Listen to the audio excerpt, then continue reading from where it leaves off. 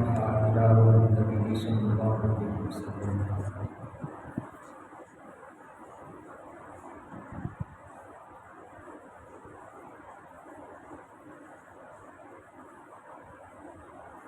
قال الله تعالى في شأن نبيه الكريم: إن الله وملائكته يصلون على النبي يا أيها الذين آمنوا صلوا عليه وسلموا تسليما. اللهم صل على سيدنا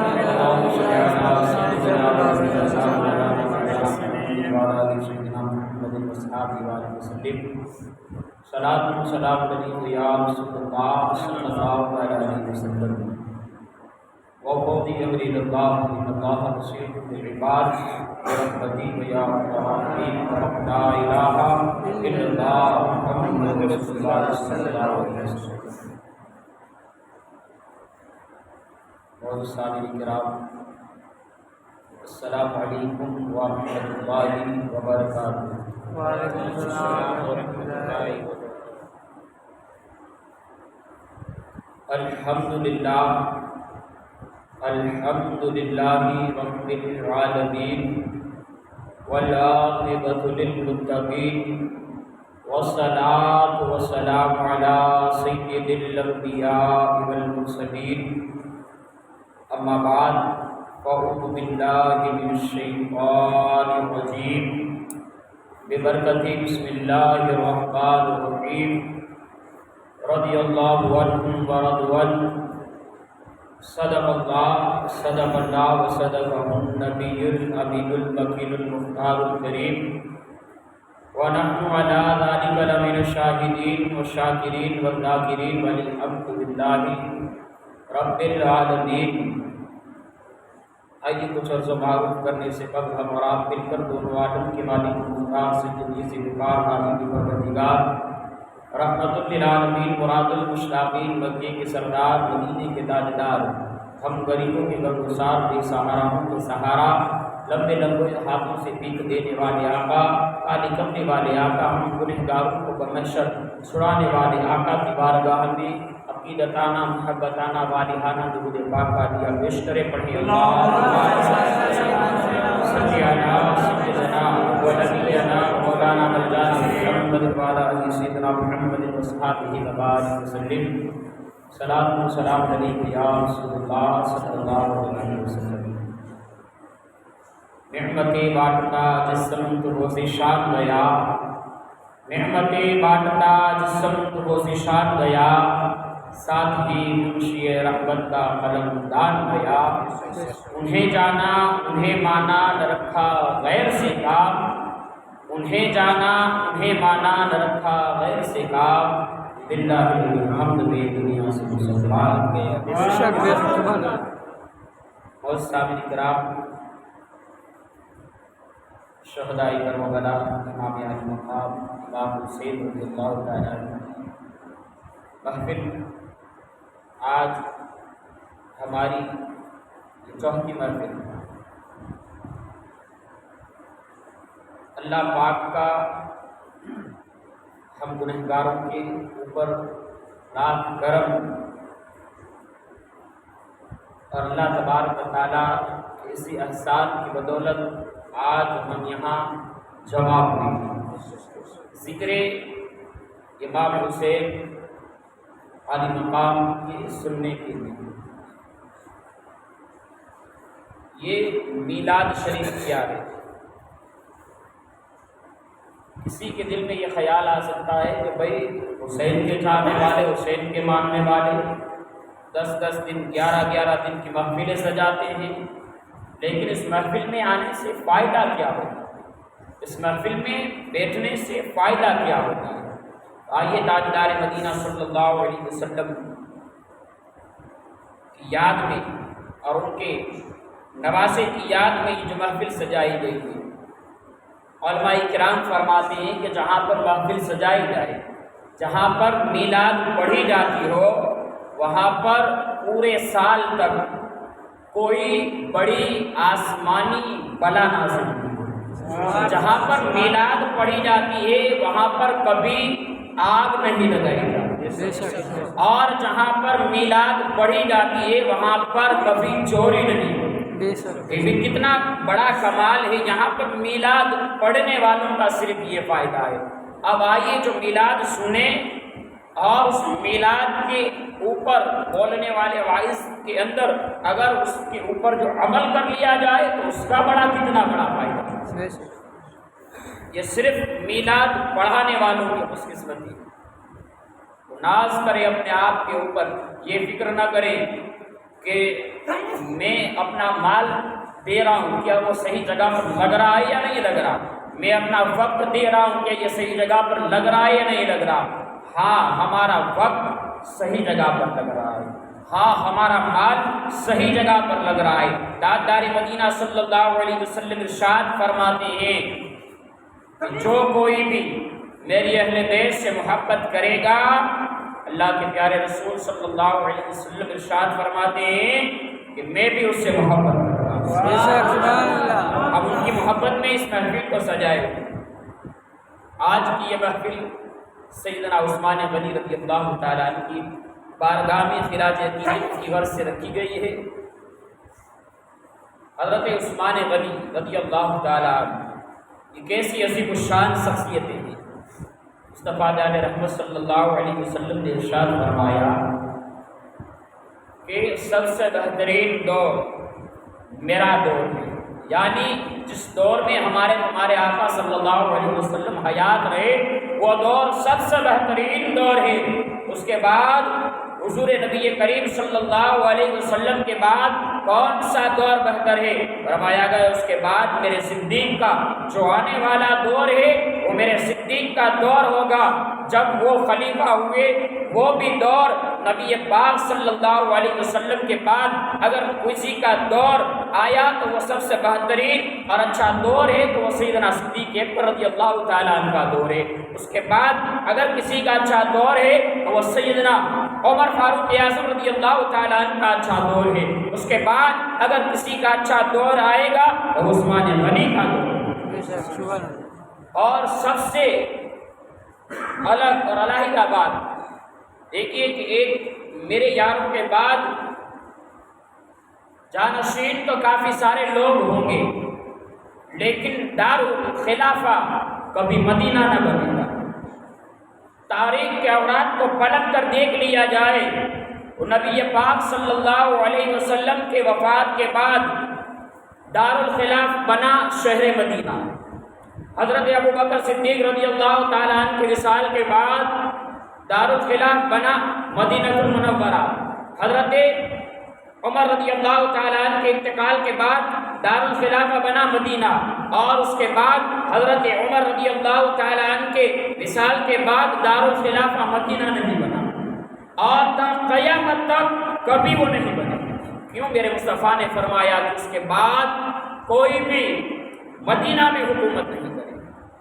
ہاں خلیفہ ہوئے عشرہ مبشرہ نے خلافت سنبھالی، لیکن مولا کائنات علی المرتضیٰ رضی اللہ تعالیٰ عنہ حضرت عثمان غنی رضی اللہ تعالیٰ عنہ کے بعد آپ خلیفہ بنے، لیکن آپ نے اپنا دارالخلافہ کوفہ میں قائم کیا، آپ نے مدینہ میں نہیں۔ اور یہ میرے مصطفیٰ صلی اللہ علیہ وسلم کا فرمان بیک زبان صادق ہوا کہ میرے یاروں کے بعد کوئی بھی اس دارالخلافہ سے بنا نہ پائے۔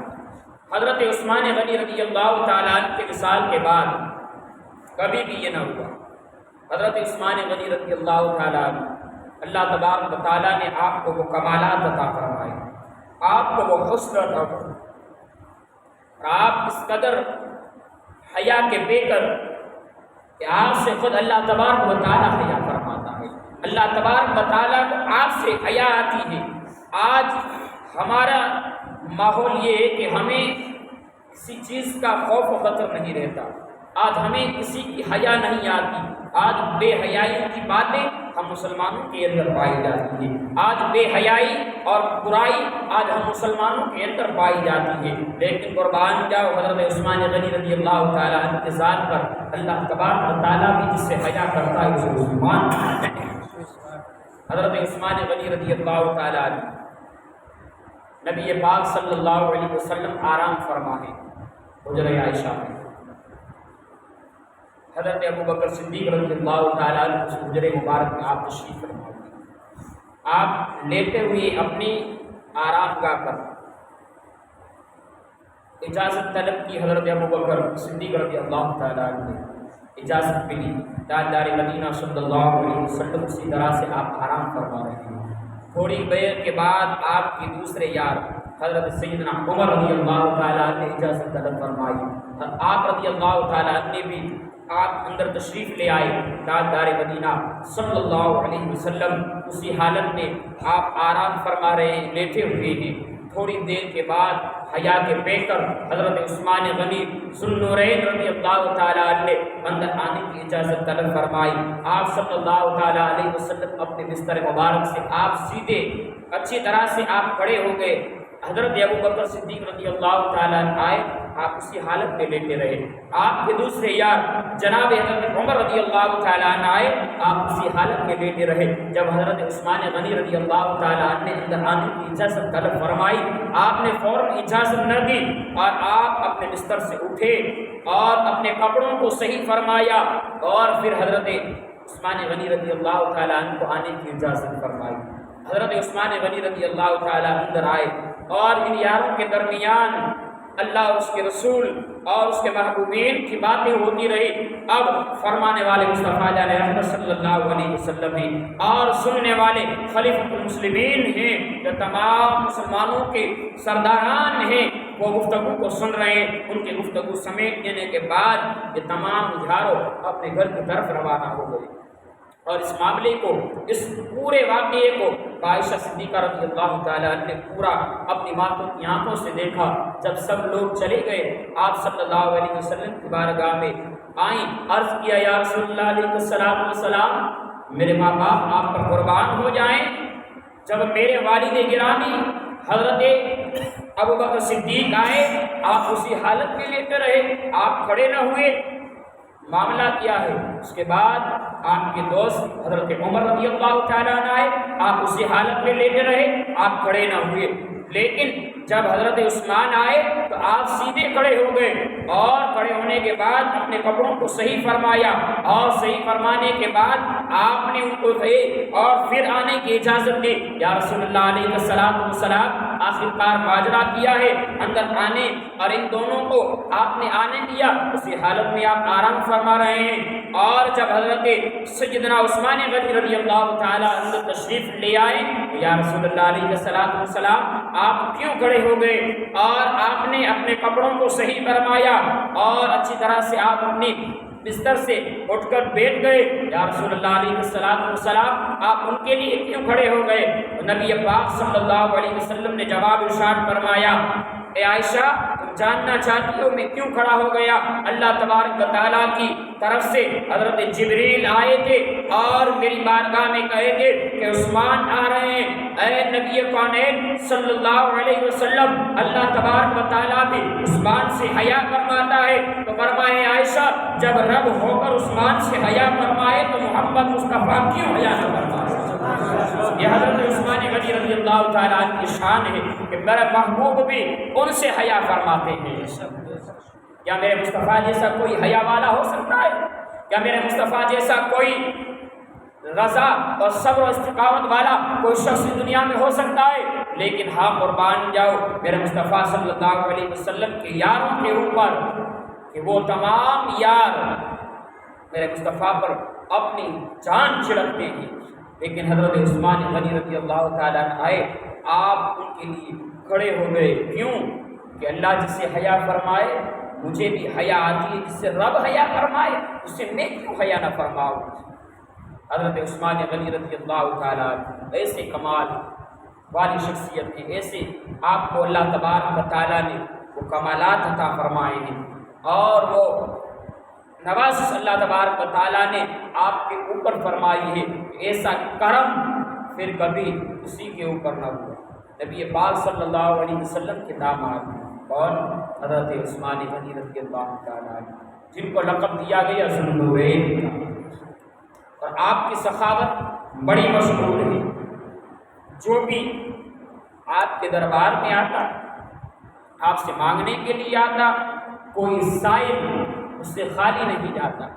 ایک مرتبہ ایک سائل آیا دور حضرت ابوبکر صدیق رضی اللہ تعالیٰ عنہ کے دور خلافت میں، اور کہا کہ حاجت سے آیا ہوں، ضروری اور مال کی ضرورت ہے، تنگ دستی کا عالم ہے، کچھ مدد مل جاتی میرا کام بن جائے گا۔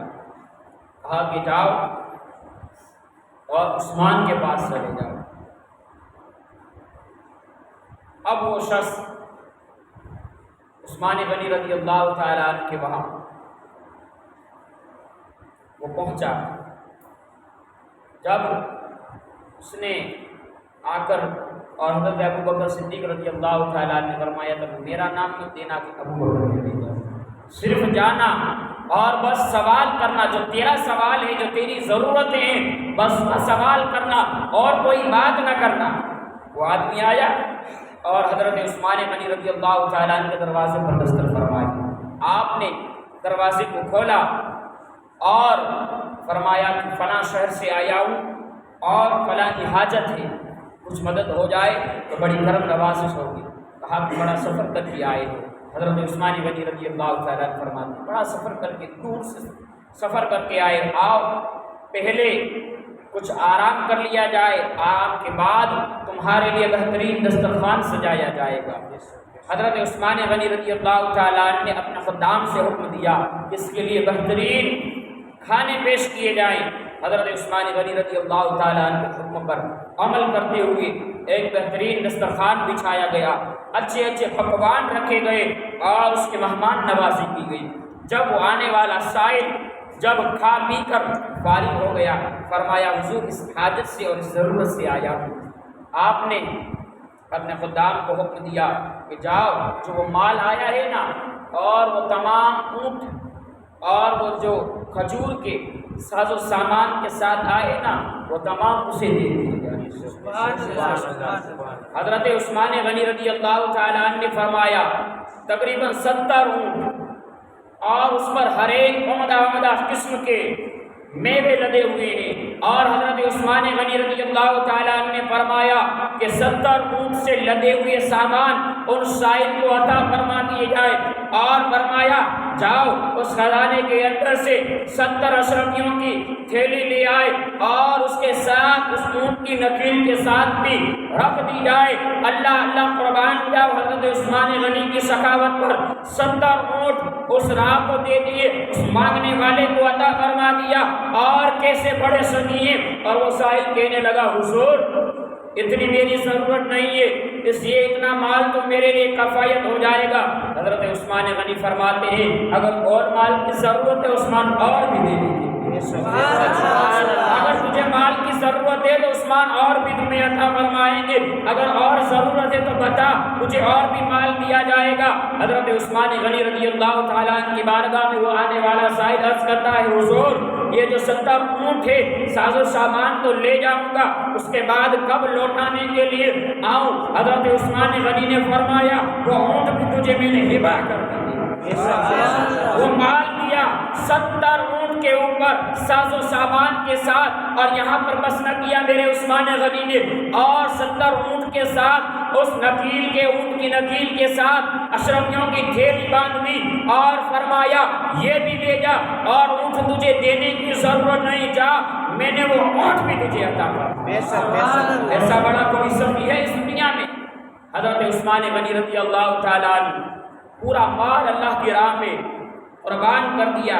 اور آج اگر ہمارے دروازے پر کوئی سائل آ جائے، اگر ہمارے دروازے پر کوئی مانگنے والا آ جائے، تو اگر ہم اندر دینے کی حیثیت نہ ہو، اگر ہم اسے کچھ دے نہیں سکتے تو اسے جھڑکا بھی نہ کریں، اسے برا بھلا بھی نہ کہا کریں، کیونکہ وہ اپنے شوق سے نہیں آتا۔ ہاں لیکن اس دور میں کچھ لوگ بھی ایسے آتے ہیں، لیکن ہاں انہیں بھی نہ جھڑکا کرو۔ اگر ہمارے اندر استطاعت ہے، ہم اگر طاقت رکھتے ہیں تو ان کی کوئی مدد فرما دی، لیکن ہاں ہمیں یہ حق نہیں ہے کہ ہم کسی کو برا بھلا کریں، ہمیں یہ حکم نہیں دیا گیا کہ ہم کسی کو گالیاں دیں۔ ہمارے دروازے پر آیا ہے ہمیں سخی جان کر آیا ہے۔ دروازے پر سائل کب آتا ہے کہ وہ جانتا ہے کہ جب سخی کے دروازے پر مانگنے والے آتے ہیں۔ کبھی کہیں دیکھا گیا کہ کوئی بھکاری کسی بھکاری کے گھر گیا، مانگنے والا اسی کے وہاں جاتا ہے جو عطا کرنے والا ہے۔ اسی کے گھر جلایا جاتا ہے اور کسی کے گھر نہیں جایا جاتا۔ یہ حضرت عثمان غنی رضی اللہ تعالیٰ عنہ کی سخاوت ہے کہ آپ نے ایسے تو کئی مرتبہ راہ خدا میں اپنے مال کو قربان کر دیا، لیکن اللہ کی راہ میں جتنا مال آپ قربان کرتے اس سے کئی گنا زیادہ اللہ آپ کو عطا کرتا۔ یہ حضرت عثمان غنی رضی اللہ تعالیٰ عنہ کی شان یہ ہے کہ آپ بڑے نرم دل انسان تھے۔ آپ جیسا نرم دل انسان کوئی نہیں تھا، بڑے نرم دل کے انسان تھے آپ، بڑے سنجیدگی والے، آپ کے اندر جلال تھا، نہ آپ کبھی کسی سے چڑا کر بات کرتے، آپ کی یہ تاثیر ہی نہیں تھی کہ آپ کسی سے غصے سے بات کریں، آپ کسی سے جلال سے بات کریں، آپ سنجیدگی سے بات کرتے اور محبت سے ہی آپ ہر ایک لوگوں سے بات چیت کر دیا کرتے۔ کوئی آپ کی بارگاہ میں آتا تو آپ اس کا ادب کرتے، آپ اس کا احترام کرتے۔ یہ حضرت عثمان غنی رضی اللہ تعالیٰ کی سیرت یہ ہے کہ آپ جہاں بھی کئی جنگوں کے موقع پر حضرت عثمان غنی رضی اللہ تعالیٰ نے اپنا پورا مال قدموں کو نچھاور کر دیا۔ حضرت عثمان غنی رضی اللہ تعالیٰ کی شان ہے، لیکن ہاں لیکن ان کے اوپر بھی ایسا ظلم ستایا گیا، وہ ایسے حاکم بادشاہ، لیکن کیا ظلم کیا گیا ان پر، کیا تشدد کیا گیا ان پر۔ اللہ اکبر۔ حضرت عثمان غنی رضی اللہ تعالیٰ عنہ گھر کا محاصرہ کر دیا گیا اور آپ کو آپ کے گھر کے اندر حضرت عثمان غنی رضی اللہ تعالیٰ عنہ کو انہیں کے خود کے گھر کے اندر ایک قیدی کی طرح رکھ دیا۔ داماد پیغمبر سخی ابن سخی آج اپنے ہی گھر میں تو امت مسلمہ کے لیے کبھی کنواں خرید کر مسلمانوں کو پہنچا دیتا ہے، کبھی مصطفیٰ کے کسی غلام کو خرید کر آزاد کر دیتا ہے۔ آج وہ عثمان اپنے ہی گھر میں قید کر لیا گیا، آج اسے ہی اپنے ہی گھر کا محاصرہ کر لیا گیا۔ دشمنوں نے چاروں طرف سے حضرت عثمان غنی رضی اللہ تعالیٰ عنہ کے مکان کو گھیر لیا۔ اب کسی نہ کسی طرح سے حضرت عثمان غنی کو شہید کر دیا جائے۔ اعوذ باللہ من الشیطان۔ وہ کیسا دور اور وہ کیسا حکمراں، اپنے ہی گھر میں قیدی بنا دیا گیا اور تقریباً حضرت عثمان غنی رضی اللہ تعالیٰ عنہ کو 3 دن تک بھوکا پیاسا اپنے گھر میں رکھا گیا، پانی کی ایک بوند نہیں۔ یہ مصطفیٰ سے محبت کرنے والے سچے عاشقوں کی مثال ہے، جو مصطفیٰ کے جانثار ہو جاتے ہیں، جو مصطفیٰ پر اپنی جانوں کو نچھاور کر دیتے ہیں، پھر انہیں دنیا کی کوئی ضرورت نہیں ہوتی۔ وہ جانتے ہیں میں نے جس رب پہ بھروسہ کیا ہے وہی میری امداد کرتا ہے، وہ پھر دنیا والوں کی فکر نہیں کرتے۔ پھر حضرت عمر رضی اللہ تعالیٰ کی حفاظت کے لیے حضرت طلحہ اور علی المرتضیٰ کے دونوں شہزادے امام حسن مجتبیٰ اور امام حسین رضی اللہ تعالیٰ عنہ کو دروازے پر پہرا دینے کے لیے کھڑا کر دیا گیا کہ خبردار، مولا علی نے حسنین کریمین کو تاکید فرمائی کہ خبردار کسی بھی اجنبی کو، کسی بھی غیر شخص کو اس کے اندر نہ آنے دیا جائے، کوئی بھی اجنبی گھر کے اندر داخل نہ ہونے پائے، اپنی جان دے دینا لیکن عثمان کی جان کی حفاظت کرنا۔ آج لوگ ان یاروں کے درمیان دشمنی پیدا کرتے ہیں، آج ان یاروں کے درمیان بغاوت کے داغ جلا دیتے ہیں۔ آج کچھ ایسے گستاخان صحابہ ہیں جو اہل بیت کو تو بیان کرتے ہیں لیکن ان کے یار کو بیان نہیں فرماتے۔ وہ یہ کہتے ہیں کہ وہ اہل بیت کے دشمن تھے۔ ارے ندان تاریخ کے باب اٹھا کر دیکھ، ایک اہل بیت کا خاندان کا ایک سپاہی جسے حسنین کریمین کہا جاتا ہے اس کی حفاظت کے لیے کھڑا کرتا ہے۔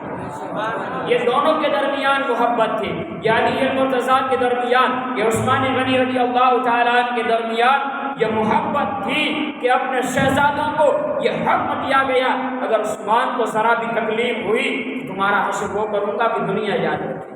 حضرت علی نے تنقید فرمائی حسنین کریمین کو لیکن جب دیکھا ان لوگوں نے، دشمنوں نے، کہ اب دروازے سے اندر نہیں جا سکے گا، حضرت عثمان رضی اللہ تعالیٰ عنہ کو قتل کرنے کے ارادے سے دشمن آئے ہوئے تھے،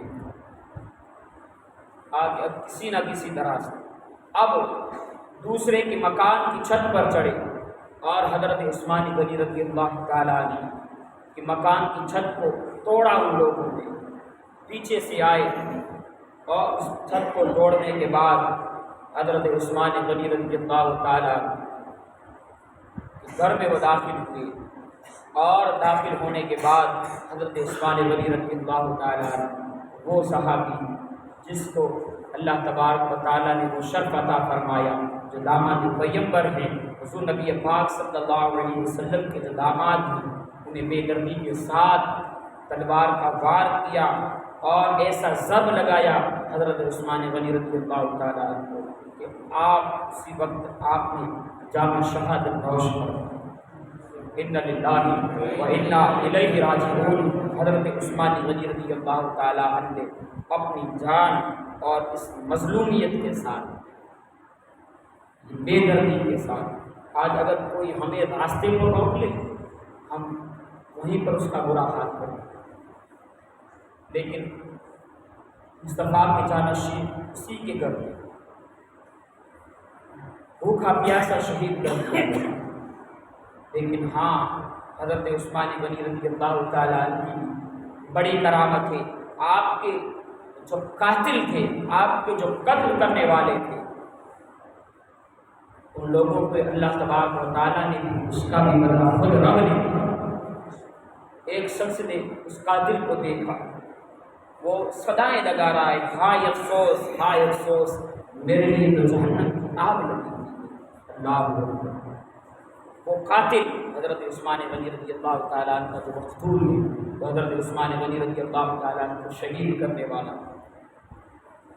کافی لوگ اس گھر کے اندر داخل ہوئے، آپ کی بیوی کو اس نے بھی ضرب لگایا۔ جب حضرت عثمان غنی رضی اللہ تعالیٰ عنہ کی طرف بڑھے، حضرت آپ کی بیوی نے چیخ کر چلانا شروع کیا تو لوگوں کے درمیان اور اس وقت دروازے پر کافی شور و شرابہ مچا ہوا تھا، لیکن اندر کی آواز باہر نہ آ سکی شور و غل ہونے کی وجہ سے، اس لیے مقتول نے اس چیز کا فائدہ اٹھایا اور حضرت عثمان غنی رضی اللہ تعالیٰ عنہ کو جامع شہادت نصیب ہوئی۔ لیکن جو مقتول تھا اسے بھی دنیا میں چین نہ تھا، وہ ہر گھڑی کہہ رہا تھا کہ مجھے دنیا کی آگ، مجھے جہنم کی آگ نظر آ رہی ہے۔ تو کسی نے اسے پوچھا کہ تو یہ کیا ہدایت، کیا دہاڑ رہا ہے کہ ہائے افسوس مجھے بچا لو، مجھے بچا لو، آخرکار بات کیا ہے؟ وہ کہنے لگا کہ میں نے امیر المؤمنین حضرت عثمان غنی رضی اللہ تعالیٰ عنہ کی بیوی پر وار کیا تھا، اور اس کی وجہ سے اللہ تبارک و تعالیٰ نے مجھے ایسا عذاب عطا فرمایا، ایسا عذاب دیا کہ دنیا کے اندر ہی مجھے جہنم آگ محسوس ہوتی ہے، اور اسی تڑپ کے اندر اور اسی ہیبت کے اندر وہ شخص وہ نعرے جہنم۔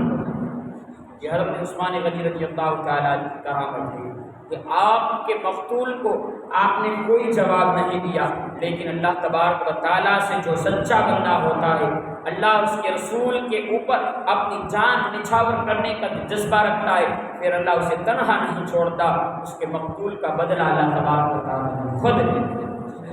حضرت عثمان غنی رضی اللہ تعالیٰ عنہ اپنے ہی گھر میں جب معلوم ہوا کہ حضرت عثمان غنی رضی اللہ تعالیٰ عنہ کو شہید کر دیا گیا، حضرت مولا علی مشکل کشا رضی اللہ تعالیٰ عنہ اپنے گھر کی طرف تشریف لے آئے حضرت عثمان غنی کی، اور آپ غصے سے لال پیلے ہو گئے، اور آپ نے امام حسنین کریمین سے دریافت فرمایا، اور حضرت طلحہ اور زبیر کی جو شہزادے تھے آپ نے ان سے پوچھ فرمایا کہ آخرکار تمہیں دروازے پر پہرا دینے کے لیے کھڑا کیا تھا، اس لیے کھڑا نہیں کیا تھا کہ لوگ آئیں اور عثمان غنی کو قتل کر دیں، کوئی صفائی پیش نہیں کی۔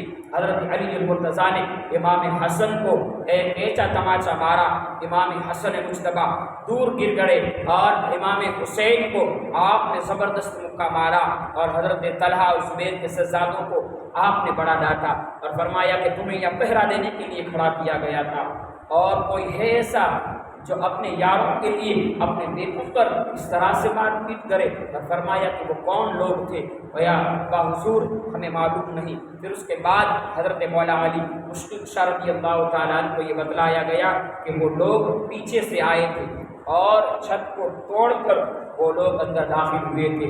اس کے بعد حضرت عثمان غنی رضی اللہ تعالیٰ عنہ کی جنازہ مبارک کو حضرت زبیر رضی اللہ تعالیٰ عنہ نے نماز جنازہ پڑھائی اور آپ کو جنت البقیع میں آپ کو مدفون کرنا۔ یہ آپ کی وصیتیں تھی کہ آپ کو جنت البقیع میں مدفون کیا جائے۔ اور جو قرض تھا، دیکھو لوگوں کو لٹا کر، لوگوں کو دے کر، کبھی دارالخلافت سے جو وظیفہ لیا جاتا ہے تنخواہ، وہ کبھی آپ نے تنخواہ نہیں دی اور اپنے گھر کے اخراجات کو خود کما کر خود کھاتے۔ یہ حضرت عثمان غنی کی شان۔ ہمیں اس سے سیکھنا چاہیے، ہمیں اس سے سبق لینا چاہیے کہ اگر ہمارے دروازے پر منگتا آئے نا، کچھ نہ کچھ دے دیا کرو حضرت عثمان غنی کے نام پر۔ پھر دیکھنا اگر ہم عثمان غنی کے نام پر دیں گے نا تو عثمان غنی کا خزانہ اللہ ہمیں عطا۔ لیکن ہاں وہ دل بنا لینا، وہ ارادہ کر لینا کہ اگر دینے والا دل عثمان غنی جیسا ہوگا تو اللہ تبارک و تعالیٰ ہمارے اندر سخاوت کی عثمان غنی جیسی ہوگا۔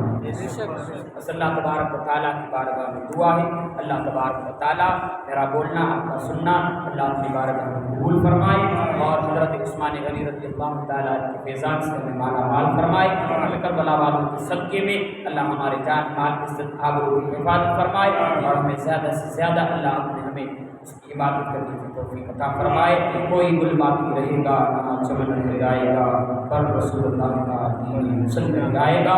وما علینا الا البلاغ المبین۔ السلام علیکم ورحمۃ اللہ وبرکاتہ۔